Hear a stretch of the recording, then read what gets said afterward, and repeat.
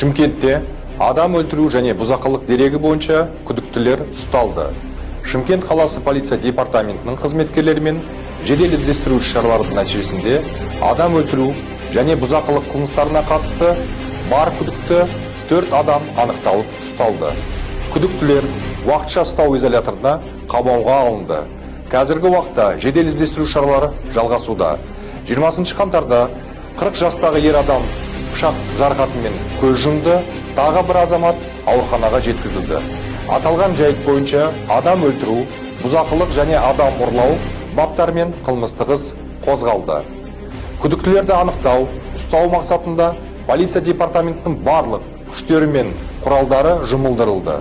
Қылмыстық іс барлық мән-жайы анықтауға бағытталған кешенді тергеу шаралары жүргізілуде.